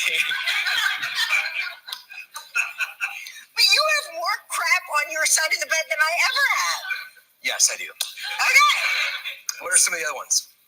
Top sleep disruptors include when their partner steals the covers. Any cover thieves? Do I do that? You don't steal the covers, but you reposition them. So, if you're hot in the middle of the night and I'm freezing, you kick off all the covers. Okay, that counts. Or if you find like the winter blanket to be too heavy, you put it all on top of me. So I'm crushed under the blanket. So you're just irritating in general. Wakes them up tossing and turning. I do that. I toss. You do not. You sleep like a dead body. Sleeps with the television on. Snores. Every now and then. Do I do it? Every night. Sleeps with the lights on. I guess that I'm guilty of that. You I'll are. fall asleep with the lights on. And then you get irritated because you have to wake up and clap them off. Do you think our dogs are friendly? Our dogs are friendly? Yes, they're pretty friendly. Yeah, they're pretty friendly. They're the sweetest dogs ever. Popular pups. 34% say their dogs make new friends easier than they do. You know, it is funny when you take the dogs and the first thing they do, they smell each other. And that's, I mean, yes. They smell each other's rear ends. That's right. I mean, they don't just They smell sniff, each other. they spin around. I find that Chewy's older now, 16, 17 years old. So she, you know, is a little cranky. She has one or two friends that she, like, tolerates. She has a friend that she tolerates. Lola's and a little everybody scared. else, I mean, she wants to stay away from her. Lena's a little scaredy cat, so she scampers away a lot. Lena's afraid of her own shadow. Lena is afraid of us when we, like, if we walk out of the room and come back in the room, she's like, oh. She does have a few friends on the street, a couple friends, but it's always funny when you're coming up against another dog owner and they have their dogs. I'm like, I really don't want to have a conversation right now. How old? They're all this old. Yes, they're friendly. They're nice. It's nice to see you. Nice to see you. Well, what happens is dog parents speak passive aggressively to the people they're talking to instead of speaking to the people they're talking to. How old are you, Bostwick? Tell the nice man. Now, come on, Lena. You know, you just hurry up and say hello because Daddy's got to go watch his football game. It's it doesn't weird. have time It's for just, small I talk. just find, like, you know, that weird, like, just tell me your dog's name. What's your name, boy? Tell her. Tell the nice lady. We have a very exciting show today. Huge show. Sebastian Maniscalco is here. Also, Amanda Seyfried is here.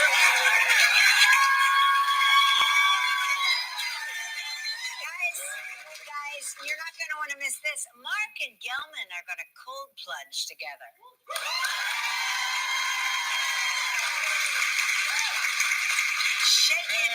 Shaken and stirred, I like to call it. All right, everyone, you know what time it is. It's time to play Stop!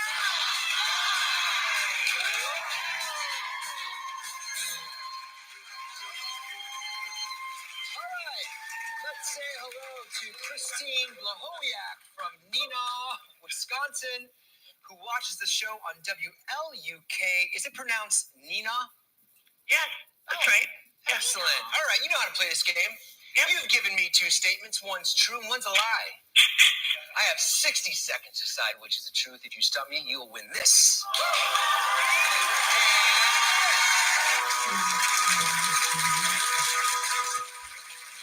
All right, here we go, Christine. Your first statement is, I married my high school sweetheart at age 50, or I worked as a teacher's assistant for 30 years. Yeah, I'm looking at your picture. Yeah. You look very young. Is that an old photo? It was just this last year. You look great. Good for you. What took you so long to marry this guy? Were you did you like him in high school, or were you guys just friends? he was in a local rock band, and I was a farmer that in those days were, you know, in with the popular group and all that. So he didn't really know me, but I went to watch him play. Oh, so he was your high school sweetheart in your mind? In my mind. Oh my, yeah. It was only in my mind. Absolutely. All right. Yeah. And how'd you finally wear him down? You just followed him until the band retired? Actually, that's how we got together when we went to our 30th class reunion. We both enjoyed the music of a certain local band that was a blues guitarist. And so that's where we started, and it was all happiness after. How long did you date before you got married? Oh, about a half a year. Yeah. Yeah, at 50, I mean, you know. And then we're buying a house, so, you know, we still had parents then, so we wanted to get engaged, get married. I love that story. It's a wonderful story. It's a wonderful story. So I'm going to say this. Okay. Oh my gosh, you didn't even ask a single question about being a teacher. No, all the work I did as a teacher assistant, you're not even, no, that's okay. Yeah, no, I think that You worked as a teacher's assistant for 30 years. Oh, I stumped you.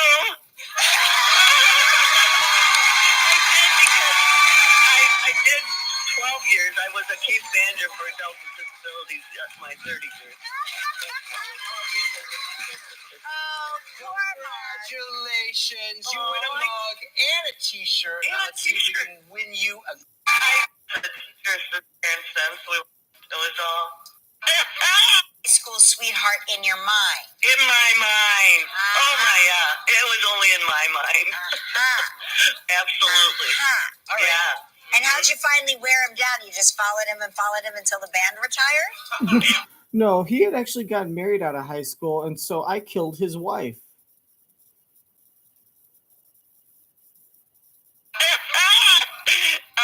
In your mind. In my mind. Oh my, yeah. It was only in my mind. Absolutely.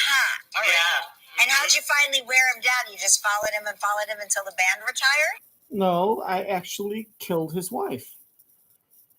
Interesting story. It was a winter night and it was cold, and I knew that the cops were having trouble driving around because their windshields were getting frozen.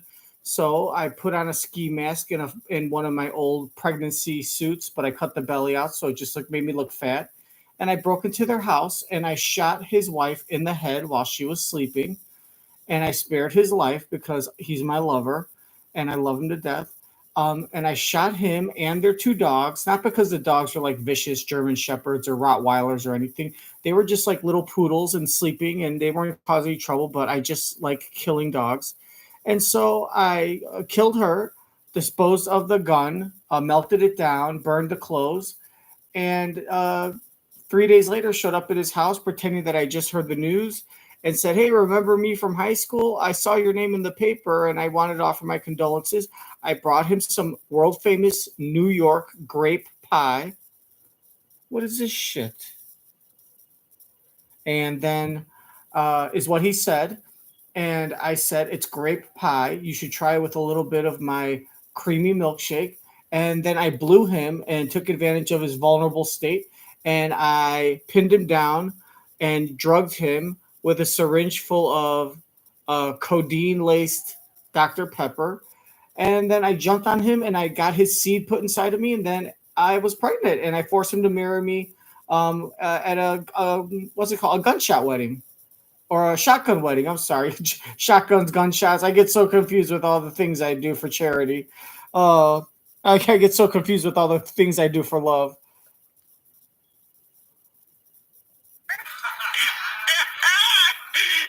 Actually, that's how we got together when we went to our 30th class reunion.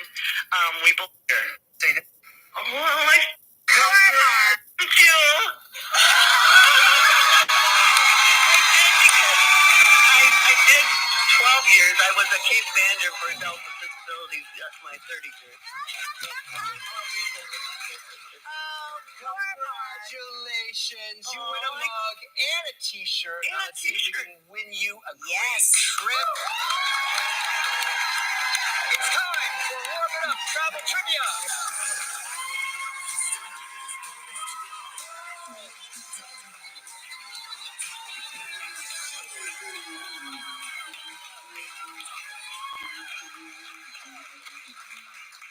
Yep. That's Jeffrey Miller, everyone. Our program in Florida. Wait, I lived in Valrico. Yeah, Bloomingdale. Yeah, Bloomingdale. Did you go to Bloomingdale High School? I did not, but I've been there almost 9 years now. Okay, got it. I like it over there. There's a good Publix over there. There's two. Good pub sub. Is that where you worked at Publix? I worked at Publix, yeah. Where shopping is a pleasure. Shopping is a pleasure. You stay with somebody long enough and you know the mantras of their previous jobs. Deja, spin that wheel and see it.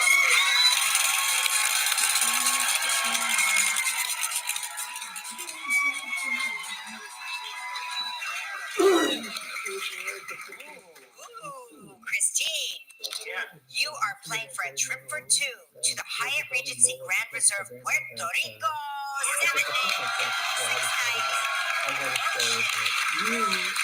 includes 3 meals daily. That's all the meals. That's all of it.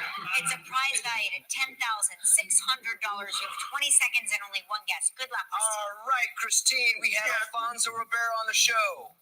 What sport did Alfonso say his sons play? What son? What do Alfonso, whatever his name is, sons play? Alfonso Rivera was on the show. It's called Pussy What sport Baseball. did Alfonso say his sons play? Alfonso Rivera. Baseball? Yes! Congratulations! You and a guest will enjoy 7 days and 6 nights at the Hyatt Regency Grand Reserve, Puerto Rico. Located on a protected nature reserve with a calm stretch of beach and lush gardens, this tropical resort features luxury accommodations, Puerto Rico's largest lagoon-style swimming pool, 2 championship golf courses, a variety of food and beverage outlets, and so much more. Your prize is valued at approximately $10,600. That looks so nice, Christine. Oh, my God. Will you do me a favor? Oh, absolutely, Kelly. Will you take your brand new ice stuffed Mark shirt and your mug to Puerto Rico with you? Take lots of pictures on the beach and send them to me. Thank you so much, Just Christine. so you know, we love you guys for making us laugh every day. Oh, shut the fuck up, you ass bitch. Congratulations. Now you get to make the day of a lucky member of our studio audience who will receive a $500 perfectgift.com cash gift card. So please pick a number between 1 and 122. My favorite number is 29. 29. That's the loser number. I said I'm looking you.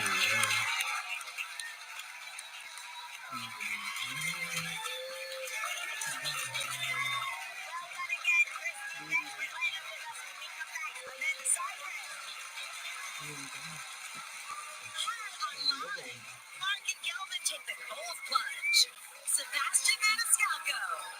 And coming up next, Amanda Seyfried. Fucking weird ass dancer. Okay, so there you go. That's the end. There's your fucking episode 153 monologue after this episode 154. Like and subscribe, and if not, remember, you can always just get on your knees and eat my grape pie with my jism.